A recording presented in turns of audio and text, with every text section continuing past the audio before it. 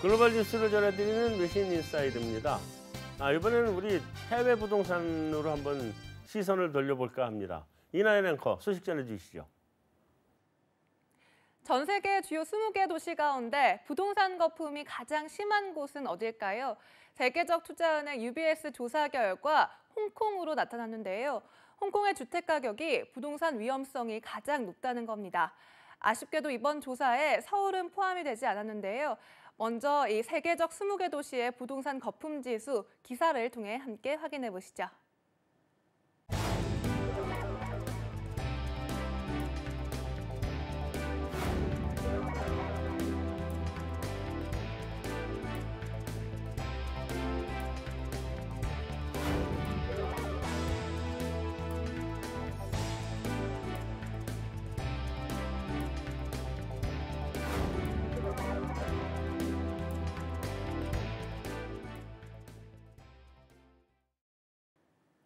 이렇게 기사에서도 보셨듯이 전 세계 주요 도시의 부동산 가격 상승폭은 지난 5년간 평균 35% 증가했다고 합니다. 그렇다면 서울의 집값은 이들 도시 대비 어느 정도 수준일까요? 서울의 소득 대비 집값이 이들 도시와 비슷하거나 높다는 통계도 있다고 합니다. 이와 관련해서 전문가들과 얘기 나눠보도록 하겠습니다.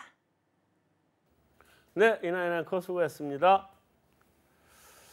자, 이게 첫 번째 질문이 굉장히 무서운 질문이 나가야 되는데요. 네. 서브프라임 사태가 터진 지 지금 딱 10년 그렇네요. 딱 넘었죠? 그때 8월인가요? 그 리만 브라더스가 9월 15일. 네. 9월인가요? 예. 딱 한 10년입니다. 딱 10년인데요, 지금.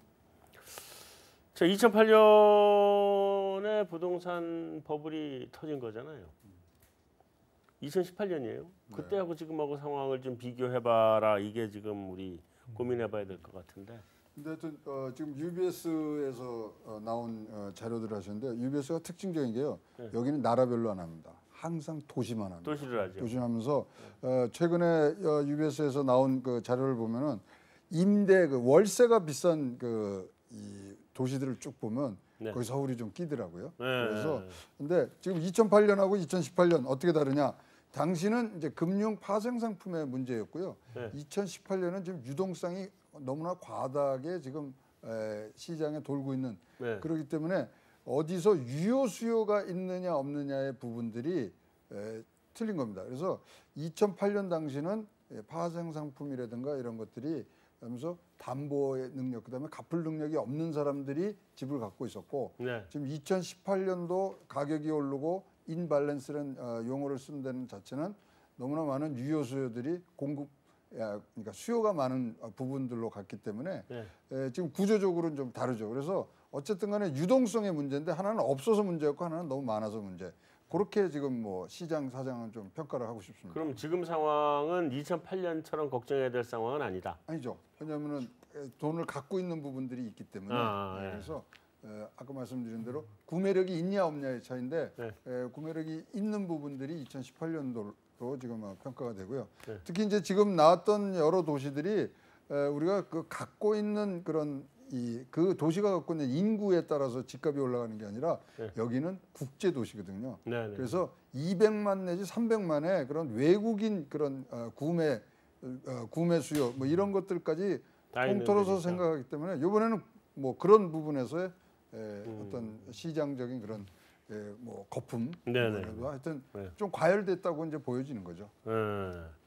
홍 교수님 또 이 전문가시잖아요. 근데 제가 여쭤보려고 했던 건 여기 연결해서 세계도 10년 주기설인가요? 2008년도에 미국의 그 IB은행 리만 브라더스 사태는 지금 우리 그 최고님 말씀하신 대로 이제 유동화 증권 시장, 부동산 유동화 증권 시장이 이제 촉발이 된 거거든요. 2007년도에 서브프라임 사태가 있었거든요. 그걸로 이제 연결돼서 촉발돼서 결국에 6,130억 달러가 부도났죠, 거의.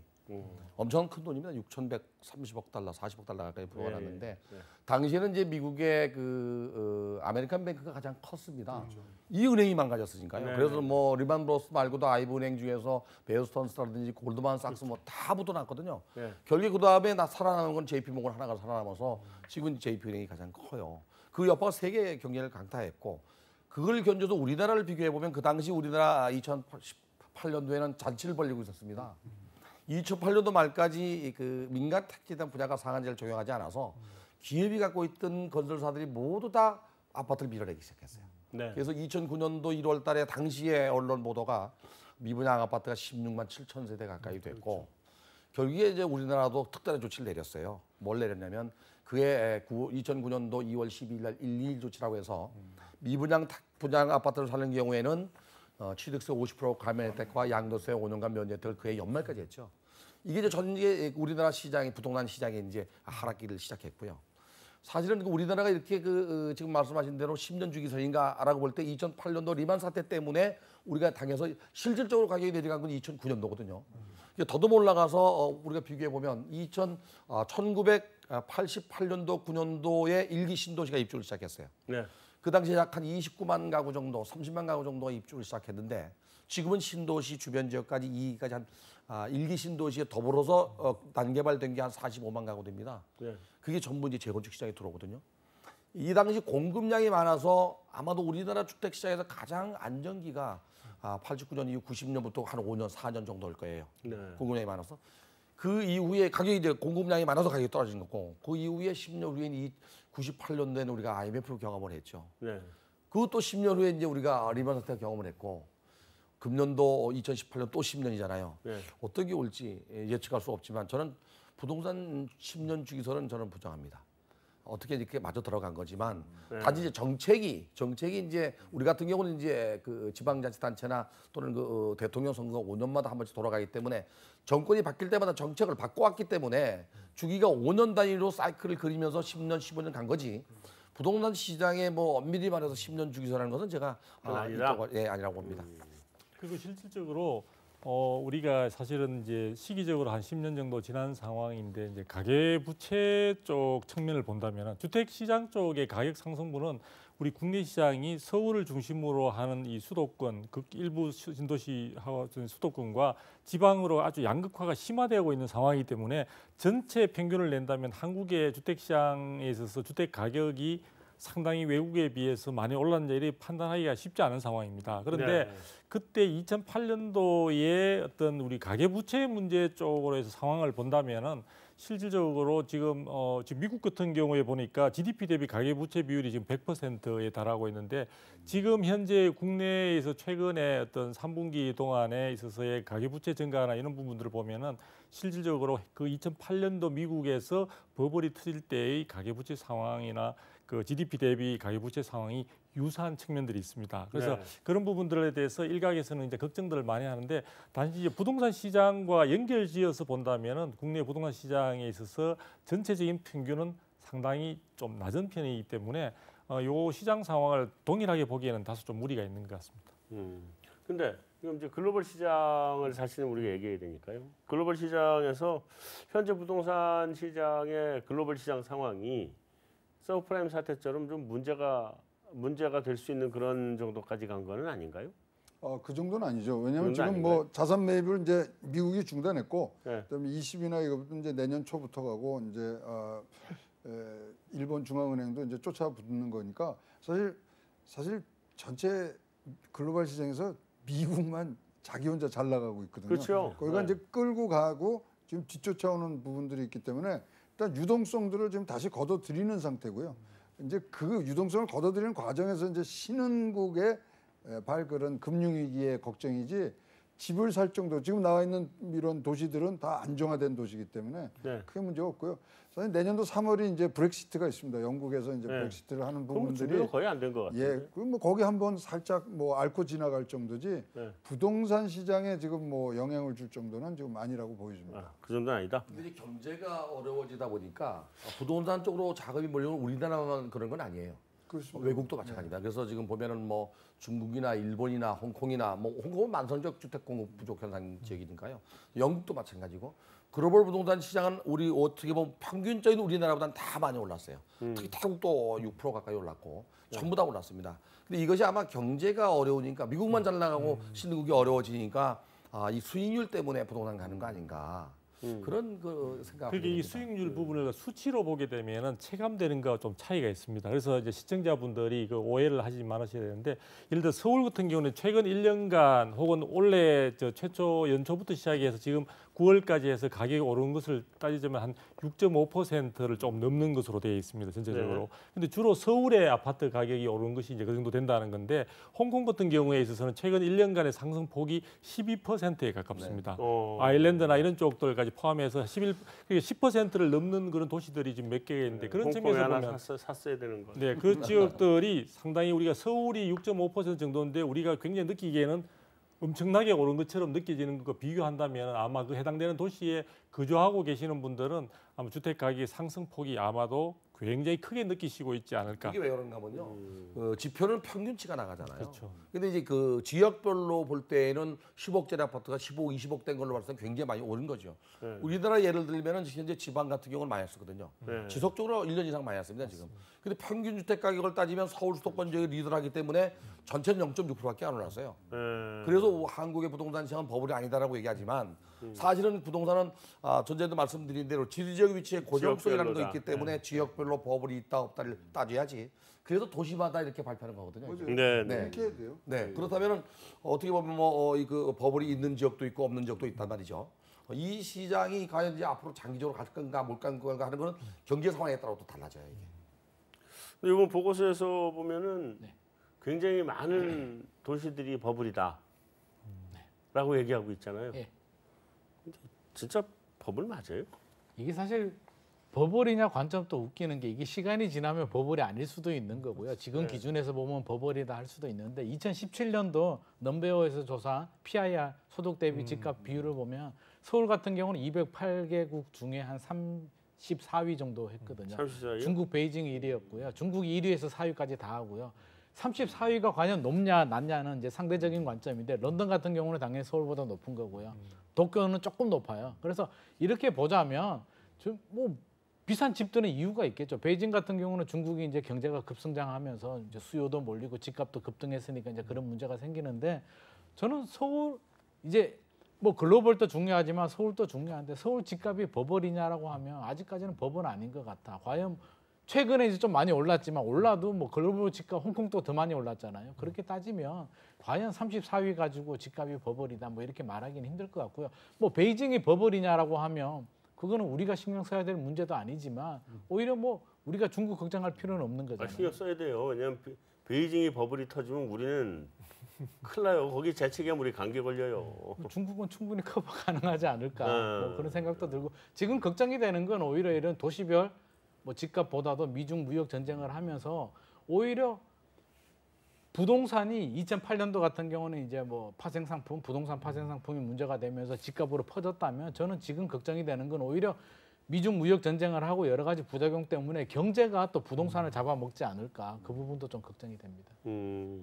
어쨌든 뭐 한국이 뭐 그렇게 대단히 오른 건 아니다. 뭐 다른 나라 글로벌하게 비교해 보면 볼 때. 뭐 사실 그 우리나라만 수치상으로 보면은 지금 이제 한국 같은 경우에는 평균을 냈을 때는 0.3% 오른 것으로 나오고 있습니다. 그러니까 한국으로 안 보고 그냥 서울로 해서 놓고 봐도 그렇게 대단히 오른 건 아니다는 그렇죠. 말씀이죠. 그리고 서울 같은 경우에서도 사실은 서울에 있는 많은 주택들이 모두가 다 같이 오른 것은 아닙니다. 그렇죠. 신규 주택을 중심으로 해서 대단지의 경우의 주택들이 집중적으로 많이 오르면서 상대적으로 그렇지 않거나 좀 경과 건축 연한이 상당히 지난 부분에 있는 주택들은 상대적으로 상당히 소외된 그런 측면들이 있거든요. 그래서 그런 것들을 평균해서 하다 보니까 이게 전체적인 수치 부분에 있어서 왜곡 현상들이 많이 크게 나타나고 있는 거죠. 평균의 오류입니다. 분산이 어떻게 돼 있는지 이게 이쪽으로 오르는지 그러니까 서울 집값이 2013년도부터 이제 거래량은 늘어났지만 우리가 느끼는 폭등 수준은 사실은 작년부터 올해까지 거의 한 1년 정도거든요. 맞습니다. 문재인 정부 출범하고 1년이기 때문에 우리가 1년 동안 지금 너무 놀라서 그렇지 사실 단기적인 전체적으로 상승이 보면 급하기 때문에 가파르기 그렇죠. 때문에 그런 거거든요. 이게. 네. 긴 호흡을 보면 그 정도 우려할 수준은 아니다. 저는 그렇게 말씀드리고 싶습니다. 그런데 그래도 꼭 그래도 한번 제가 여쭤보고 싶은 거는 홍콩은 무지하게 비싸잖아요.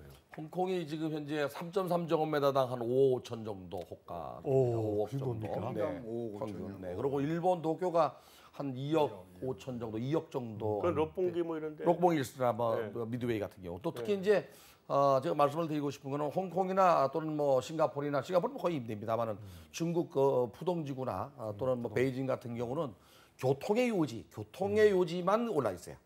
다시 말하면 일본 같은 경우는 이제 도쿄 주변 지역, 뭐 거기서 좀 멀어지면 한 2억 5천 정도 떨어지죠. 3.3제곱미터당. 지금 푸동지구 같은 경우는 장강이 보이는 지역, 조망권이 있는 지역, 그런 지역은 뭐 지금 이제 한 3.3제곱미터당 1억 8천 정도. 아직 싸네요. 비싼 거죠. 일본의 평균 소득이나 집값을 따지면 엄청 비싼 거죠. 아 이게 푸동 신개발지니까 지금. 이라고 따져보면 네, 네. 가서 사야 되겠네요. 앞으로도 거기는 뭐 지속적으로 뭐 6% 이상의 경제 성장률을 예상하고 있기 때문에 집값 더 올라간다고 봐야죠. 그 말씀하신 6%의 성장률도 중국 전체 평균이니까 그렇죠. 푸동 성장이 훨씬 더 높을 텐데. 네, 훨씬 높습니다. 거기에 그 한인들이 모여 사는 한인타운이 있습니다. 한인타운이 강남 수준입니다. 제가 곧 출장 갈 일이 있을 것 같은데 가서 아파트를 하나 사놓고 와야 되겠네요. 우리. 최근에 서울 반포에 3.3제곱미터당 1억이 거래가 됐나 가지고 굉장히 논란이 됐는데 그렇게 생각하면 서울에서 제일 좋은 한강이 보이는 반포가 1억이 되냐 안 되냐는 크게 논란거리가 안 되지 않나. 사실은 이제 GNP나 GDP 대비 집값 비율이나 뭐 그 개인 소득 대비 집값을 다 비교해봐야 되겠지만은 가장 중요한 것은 이제 집값이 왜 오르는지. 일본이나 홍콩이나 중국 같은 경우는 보면은 중국은 뭐 분명히 조명권입니다. 나머지는 이제 그 교통망입니다. 교통이 뚫리는 지역은 무조건 가격이 올랐어요. 일본도 그렇고, 홍콩도 그렇고. 그래서 우리나라도 지금 신도시를 만들 때 국토부가 이제 도시부터 이 철도나 이 도로부터 뚫겠다고 하는 게 이제 바로 그런 건데, 이 그 강남 지역이나 서울에 사는 사람들이 이 비싼 지역에서 왜 사느냐? 교외지로 나가면 출퇴근이 어려워져요 이게. 그 교통의 지옥 때문에 그런 거거든요 이게. 그래서 집값을 안정화시키는데 가장 첫 번째가 교통이다. 그리고 이제 그 유동성 자금이 있는 사람들은 그 다음에 이제 조망권입니다. 그 다음에 이제 교육이고 여러 가지 변수도 있지만 가장 큰 게 외국을 보면 교통이 아니겠나. 기승전 교통이라고 하더라고요. 네, 그렇습니다. 잘 알겠습니다.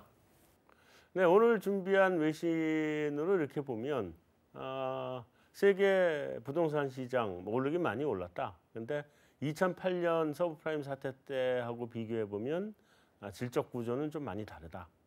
그래서 지금 오르기는 올랐어도 이것이 문제가 돼서 경제에 영향을 미칠 정도는 아니다.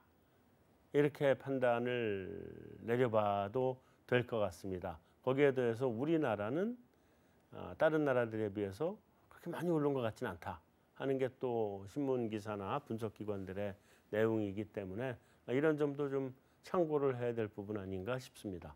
외신 인사이드 여기서 마치도록 하겠습니다.